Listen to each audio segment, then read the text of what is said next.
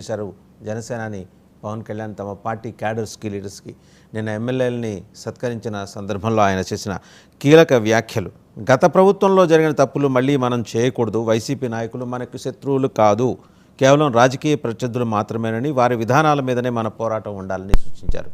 Other way around ఇది ఒక indication, పాలకపక్షం కూటమిలోని ప్రధాన పక్షమైన తెలుగుదేశానికి ఇదొక ఇండికేషన్. కక్ష సాధింపు చర్యల విషయంలో పవన్ కళ్యాణ్ నిర్ద్వంద్వంగా తన వైఖరిని స్పష్టం చేశారు.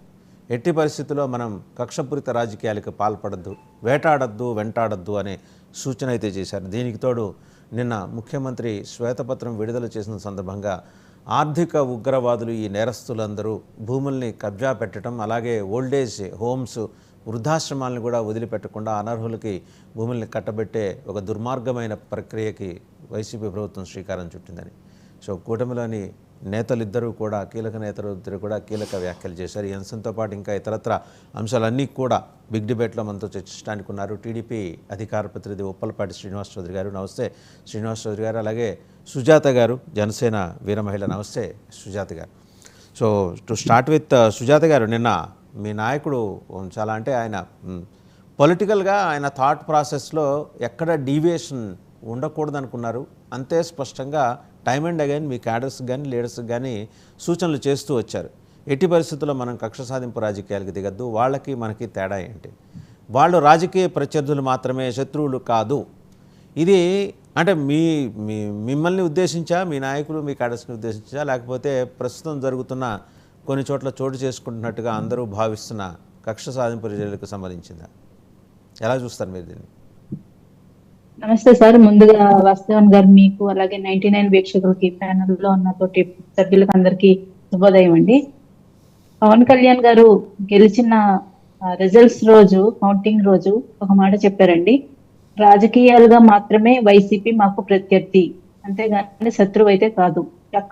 కక్ష సాధింపు చర్యలు మే క్యాడర్ కానీ మా దగ్గర నుంచి కానీ ఉండవు. కేవలం వారిని అంటే కన్స్ట్రక్టివ్ గానే క్రిటిసైజ్ చేస్తాం తప్ప మేము పర్సనల్ గా వెళ్ళము. కక్ష సాధింపు చర్యలు ఉండవని స్పష్టంగా చెప్పడం జరిగింది. అదే మాట మీద ఆ రోజు నుంచి ఈ రోజు వరకు కూడా నిలబడటం జరిగింది.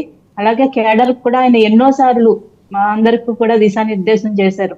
మీరు ఓటమిలో ఉన్న వాళ్ళని చూసి హేళన చేయడం కానీ, వారిని కించపరిచి మాట్లాడటం కానీ అట్లా చెయ్యొద్దు. ఎందుకంటే అధికారం అన్నది ఎవరికీ శాశ్వతం కాదు. 5 ఏళ్లకు ఒకసారి అధికారాలు మారుతూనే ఉంటాయి. అధికారం అన్నది కేవలం ప్రజలకి సేవ చేయడానికి, ప్రజా సంక్షేమం చేయడానికే మనం ఉపయోగించుకోవాలి. కానీ దాన్ని ఏదో మనం నెత్తికెక్కించుకుంటే కనుక అలా నెత్తికెక్కి ఎగిరిపడ్డ వాళ్ళందరూ పాతాళంలోనే పడిపోతారు, మీరు గుర్తుపెట్టుకోండి అని చాలా స్పష్టంగా చెప్పడం జరిగింది. అలాగే ఈ రోజు అధికారం ఉంది కదా అని చెప్పి మీరు మా కేడర్ కూడా నిన్న కొన్ని దిశానిర్దేశాలు చేయడం జరిగింది. ఏమంటే కుటుంబ రాజకీయాలు, వారసత్వ రాజకీయాలకి నేను వ్యతిరేకిని. అలాగే వారంతట వారు ఎదిగి కుటుంబంలోని వ్యక్తులు ఎవరైనా రాజకీయంగా బలపడితే అది తప్పులేదు, కానీ ప్రజల మీద బలవంతంగా కుటుంబ రాజకీయాలను రుద్దకండి, అదొకటి స్పష్టం చేశారు సార్. అలాగే నిన్న కూడా చెప్పడం జరిగింది, మీరు ఇది టీడీపీ, జనసేన, బీజేపీ కూటమి యొక్క విజయం, మీరు మన ఒక్క విజయమే, మన వల్లే గెలిచామని కూడా మీరు ఎగిరెగిరి పడవద్దు.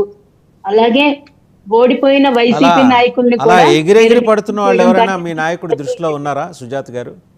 అలా ఎగిరెగిరి పడుతున్న వాళ్ళు ఎవరో ఆయన దృష్టిలో ఉండుంటారు, లేకపోతే ఆ వ్యాఖ్య చేయరు కదా ఆయన.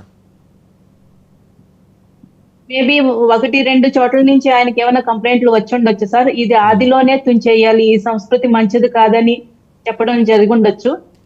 అలాగే కూడా కుటుంబంలోని వ్యక్తుల్ని పరిపాలనలో మీరు వారిని తీసుకొచ్చి పాలనాపరమైన చర్చలు జరుగుతున్నప్పుడు, అధికారిక చర్చలు జరుగుతున్నప్పుడు కుటుంబంలోని వ్యక్తులకు అక్కడ జోక్యం కల్పించద్దు అని కూడా చెప్పారు సార్. ఇది చాలా మంచి మాట. అంటే మనం రీసెంట్ గా జరిగిన ఒక లేడీ విషయంలో చూసాము, ఒక పోలీస్ ఆఫీసర్ ని దురుసుగా ప్రవర్తించినట్టు. అక్కడ జరిగిన విషయం ఏంటన్నది పక్కన పెడితే ఎవరు కూడా అసలు కుటుంబంలోని వ్యక్తులకు రాజకీయాలకు సంబంధం లేకుండా ఉంచండి అని ముందుగానే హెచ్చరికలు జారీ చేయడం అనుకోవచ్చు.